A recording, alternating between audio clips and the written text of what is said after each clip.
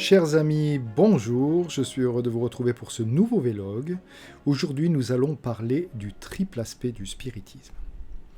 Parler du triple aspect est une chose essentielle pour la compréhension de ce qu'est le spiritisme. Et nous allons aujourd'hui prendre la mesure de cette cohésion d'ensemble que nous propose la doctrine spirit. En préambule, je voudrais dire que beaucoup de gens se méprennent sur le fait que on puisse qualifier le spiritisme uniquement de science, ou qu'on puisse le qualifier uniquement de philosophie ou même de morale. Le spiritisme est un ensemble regroupant trois aspects. Le véritable spiritisme, chers amis, c'est le fonctionnement de ces trois aspects ensemble. Certaines personnes vous diront qu'il n'est qu'une simple science, sans se préoccuper du reste, ou ne s'intéressant qu'à la phénoménologie.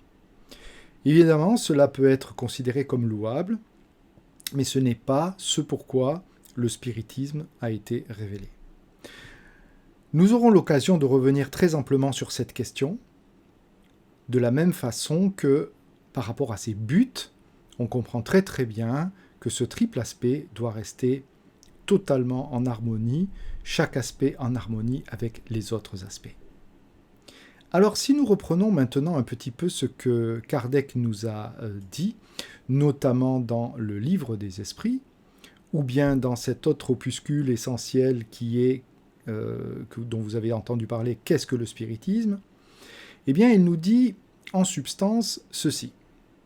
Le spiritisme est à la fois une science d'observation et une doctrine philosophique, donc ceci nous en avons parlé lors de notre dernier vlog.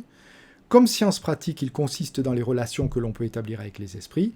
Comme philosophie, il comprend toutes les conséquences morales qui découlent de ces relations. Donc ici, on a déjà un abordage de ce que constituent ces aspects dont nous venons de parler. Une science d'observation d'une part, une doctrine philosophique d'autre part. D'une part, on observe, de l'autre, avec la philosophie, on réfléchit. Et on voit que ces éléments nous permettre d'entrevoir des conséquences morales au travers des relations que l'on peut établir avec les esprits. C'est, on va dire, la base que l'on peut poser pour commencer un petit peu à entrevoir ce qu'est ce triple aspect. D'ailleurs, Kardec ne s'arrête pas là, puisqu'il insiste, dans la conclusion du Livre des Esprits, nous apporte une autre définition, notamment ici dans la conclusion 5. Le développement de ces idées présente trois périodes distinctes. La première est celle de la curiosité provoquée par l'étrangeté des phénomènes qui se sont produits. Donc là, on est vraiment sur la base de l'observation. C'est cette première phase où on est amené à constater un phénomène. La seconde est celle du raisonnement et de la philosophie. Comme nous l'avons évoqué précédemment, cette philosophie répond à des questionnements existentiels, nous oblige à réfléchir sur la vie et l'interaction avec nos semblables. Donc cette seconde phase nous permet de faire usage de notre intelligence, de notre raisonnement. Et la troisième, c'est qu'allons-nous faire avec tout ceci ? Est-ce que nous allons juste la regarder, la contempler, ou est-ce qu'au contraire nous allons agir ? Et je résumerai en fin de vlog la synthèse de ce que cela signifie. La troisième, celle de l'application et des conséquences. Donc on voit bien ici qu'il y a trois phases distinctes dans la façon d'aborder le spiritisme. Et on verra que chacune de ces phases ne peut pas être omise ou substituée. Il fait partie d'un ensemble, cela fait partie d'un ensemble qui donne toute la cohérence à la doctrine spirit. Kardec insiste également dans la conclusion 7 où il nous dit « Le spiritisme se présente sous trois aspects différents.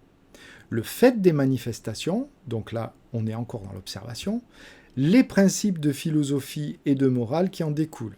Et l'application de ces principes. Donc on a bien là les trois classes, observer, agir et réfléchir.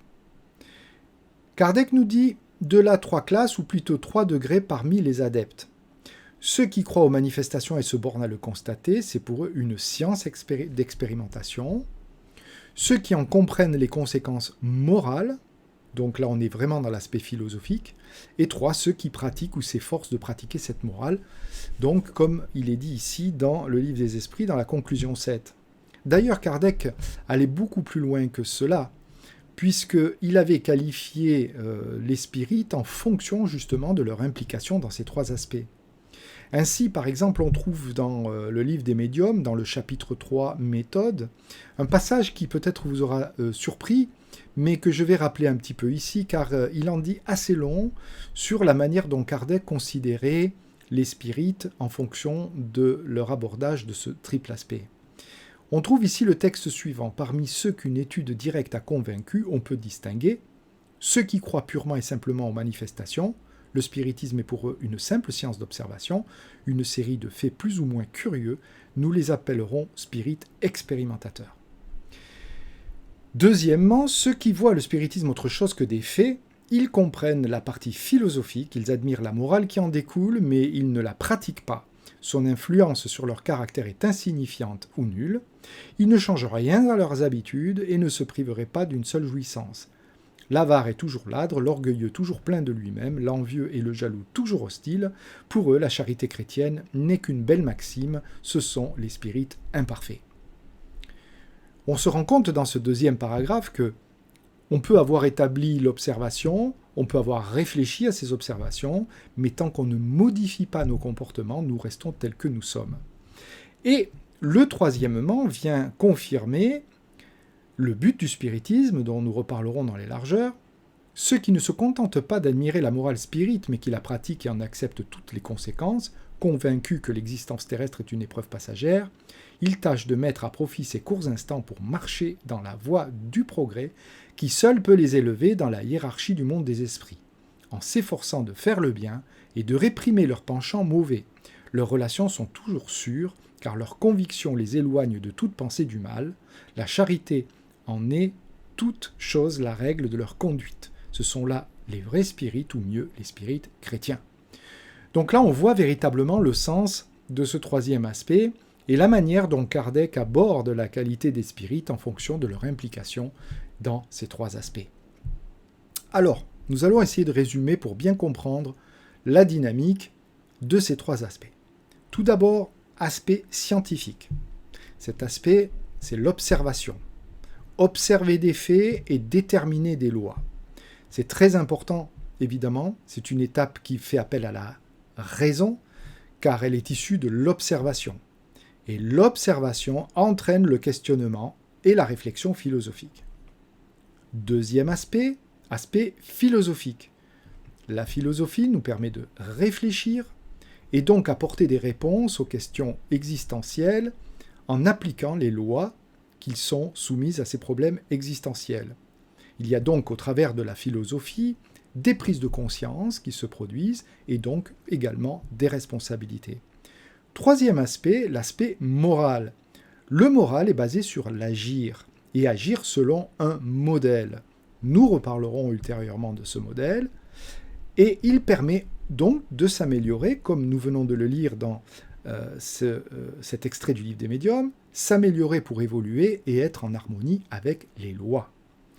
Et c'est par ces constatations des résultats de l'action, entraînant cette foi consolidée, avec un bonheur relatif obtenu au travers donc de ce progrès. Voilà pour ce triple aspect. Observer, réfléchir, agir nous permet de rentrer en harmonie avec cette doctrine et aussi de poursuivre pleinement ses buts. Alors voilà, chers amis, maintenant, le plus important face à ce triple aspect, de bien comprendre qu'ils sont indivisibles, indissociables, et que la véritable doctrine spirite, c'est de prendre en compte ces 3 aspects, et non pas un seul de ces aspects. Cela, bien entendu, ne signifie pas que lorsque vous prenez connaissance de cette doctrine, vous soyez plus attiré par un aspect ou par un autre. C'est tout à fait légitime. D'ailleurs, même si vous êtes dans l'acceptation et la pratique pleine et entière de ce triple aspect, vous aurez toujours une sensibilité vers un de ces aspects en fonction de l'individu que vous êtes, en fonction de vos besoins. Nous reparlerons ultérieurement dans un autre vlog un peu plus précisément du but du spiritisme et pourquoi ce triple aspect. Nous aurons l'occasion de répondre également à de nombreuses autres questions. Je suis très heureux de partager cette série avec vous. N'hésitez pas encore une fois à nous écrire et à partager vos ressentis par rapport au contenu de nos vlogs. Je vous souhaite une très bonne semaine et vous dis à très bientôt pour le prochain vlog.